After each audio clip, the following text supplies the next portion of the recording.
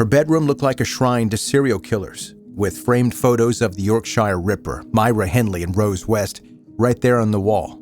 And when her boyfriend ended up dead in her bed, prosecutors say that she used every trick she'd picked up from years of true crime obsession to try to walk away from it. And it almost worked.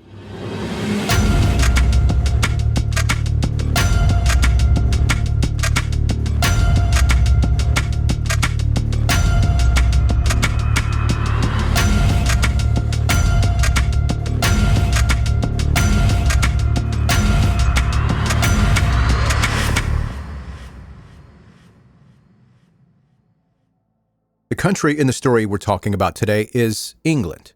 I've never been there. We speak the same language, but they pronounce things a little bit weird sometimes. And by weird, I mean just different from me. So if I say something wrong and you know that I've said it wrong, let's just agree to pretend I said it the correct way. Okay, thank you. Shaye Groves grew up in Lee Park, on the edge of Havant in Hampshire, England, in a housing estate built after World War II to give bombed-out Portsmouth families somewhere to live. By the time Shaye was a kid there, in the 1990s, it had become one of the most deprived neighborhoods in England, top 5% countrywide. That is where she grew up. Shaye was partially deaf from a young age, and she wore hearing aids in both ears starting at around 11 years old, which made her, of course, an easy target for other kids. She leaned into horror instead of running away from it. She loved the Child's Play movies, with Chucky. So her classmates started calling her Chucky. By 13 or 14, the school had referred her for a mental health evaluation, and she came back out with a bipolar diagnosis a judge would later call probably wrong.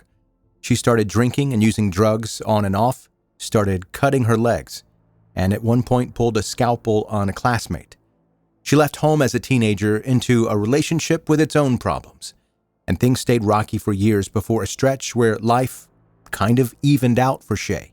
She had a daughter in 2017 with a man named Ashley Wingham, who by all accounts was not violent toward her, and around that time got a second diagnosis, complex post-traumatic stress disorder, pointing to trauma stacked up over years.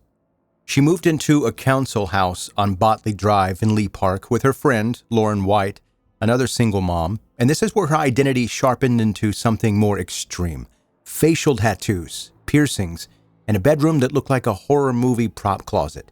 She had framed photos of Peter Sutcliffe, the Yorkshire Ripper, Myra Hindley, Rose West, and Jeffrey Dahmer on the walls. All of those people, by the way, I've covered here on the podcast. They're all serial killers. Gangster biographies she had on the shelf. A Celtic dagger, a ball-bearing gun, 2 Viking-style axes, and a flick knife tucked into the heel of her boot.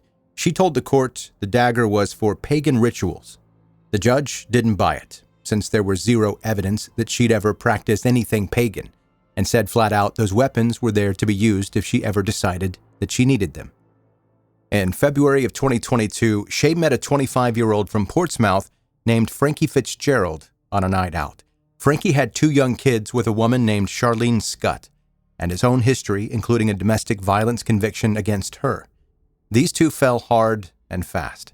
The judge, who would eventually sentence Shaye, called the relationship nothing if not passionate, meaning rough sex, filmed encounters, cocaine, alcohol, and jealousy ratcheting up on both sides. They even, by the way, signed a sex contract, witnessed by Shaye's friend Vicky, and set up a bedroom camera, something they both agreed to at the time. And no, I don't know the details of this contract. I imagine it involves sex, obviously, but I didn't think it was pertinent to the story, so I didn't do a whole lot of research on this sex contract. By March, we're a month in, and it's already falling apart in flashes. Frankie did cocaine, got angry, kicked her stuff around the room, and that same night, Shaye cut her legs again. The old habit resurfacing. Around this stretch, she told Frankie, Lauren, and others close to her that she had cancer. She did not have cancer. Her old doctor confirmed no cancer diagnosis was ever on the record. A judge later called this lie a tool that she used to pull sympathy and money out of the people around her. By April, the jealousy had teeth. Frankie found out about a text from one of Shaye's old boyfriends, and he lost it. Shaye became convinced that he still wanted his ex, the mother of his kids, all while she was still quietly on the DL seeing an old boyfriend named Declan Payne, careful to keep the two men apart. Lauren, watching it all unfold in a group chat, called them dead girls walking if Frankie and Declan ever met. By June, Frankie had blocked Shaye's number after suspecting that she'd been out with Declan again. His texts got darker, threatening to snap her in half if she slept with someone else, and telling her cancer would be the least of her worries. Vicky, her friend, saw some of these messages and was truly scared for her friend. 2 weeks before the murder, Shaye's own kitchen cameras caught her talking through a plan to have male friends jump Frankie in an alley, with a staged cut on herself to look like a victim.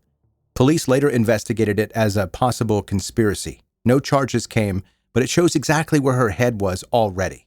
A small detail worth mentioning, this is a woman running cameras through her own kitchen and living room, and it never occurs to her that all this footage could just as easily be used against her later on.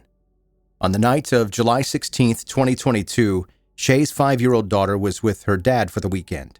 Frankie came over. Lauren was home too, and the three of them drank while Frankie and Shaye snorted cocaine. Frankie more than Shaye. Frankie spent part of the night gambling online, trying to borrow money, and messaged Declan Payne telling him to back off. At 1:20 in the morning, Frankie found Declan's name saved in Shaye's Snapchat contacts. They argued, mostly upstairs in the bedroom, which no longer had a working camera since it had been taken down earlier that month. At some point, Shaye picked up Frankie's phone while he wasn't watching and found a Facebook exchange between him and someone claiming to be 13. She photographed it at 3:12 in the morning, a timestamp that becomes huge later on, since it proves this happened before anything violent. What she left out was the fact that Frankie had blocked that account the second the person said her age, and that person was actually 17.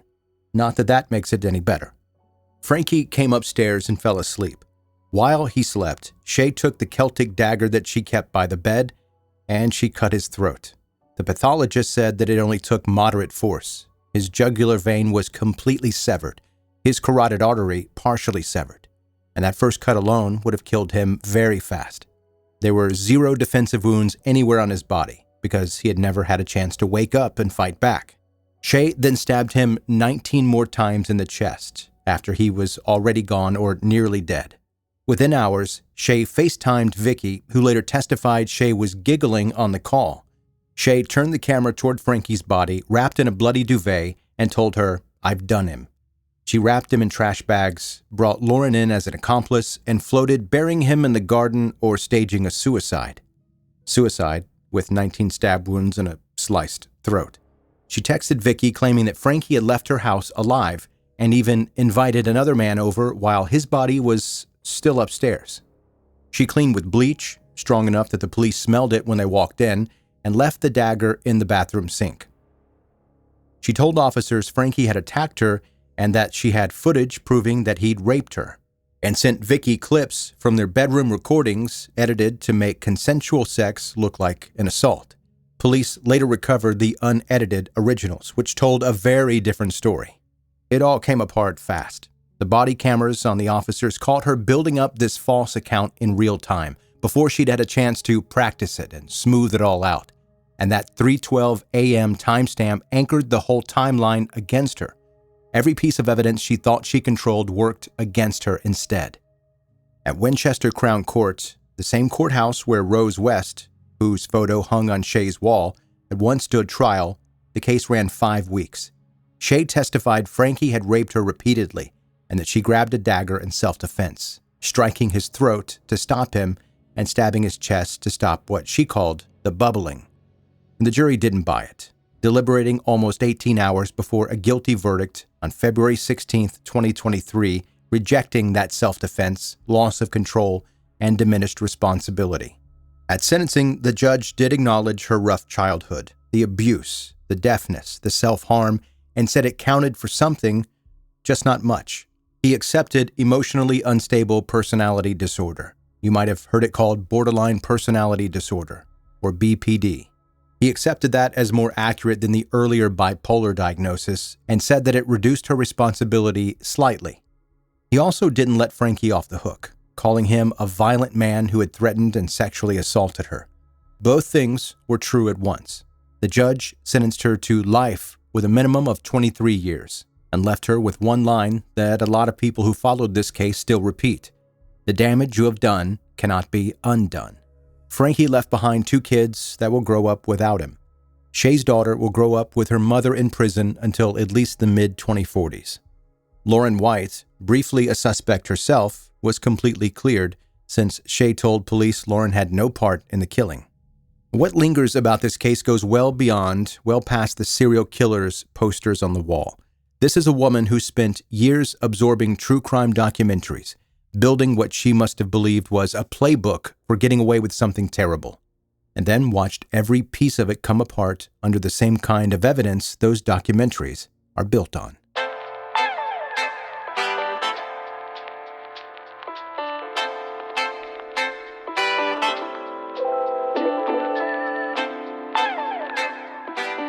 Thanks for listening to 10-Minute Murder, bingeable true crime stories. I'm Joe. Hello. I'm the host. And yeah, sometimes when I talk, my mouth pops, and I don't know how to stop that. People have noticed. It did it just now, in case you missed that.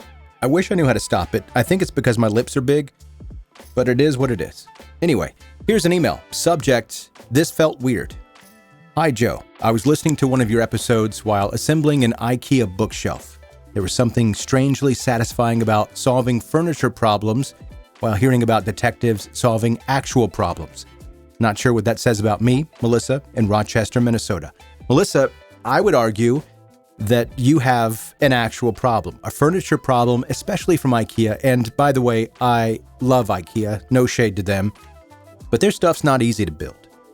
It's to the point where I'll pay someone to build the thing because I just get too frustrated with it. So I don't know how you were listening to true crime, which is tense and suspenseful at times, and also building something which takes a little bit of nerve, a little bit of patience, to be honest. But I'm glad you were doing it, and I'm glad you were listening, Melissa. I appreciate it. Hey, if you're a brand new listener to this podcast, maybe you're building some furniture, like Melissa was doing. Make sure you hit subscribe wherever you're listening right now. You can go to 10minutemurder.com, do several things there with the podcast, get links, get information, and also email me, joe@10minutemurder.com. If you enjoy the podcast, please do share it with your friends and your family. That's how this show grows and reaches more and more people. And of course, also, if you love it, make sure you rate it 5 stars anywhere that's possible. And that's going to do it. That's your episode for today. Thank you again for listening to 10 Minute Murder. See you next time.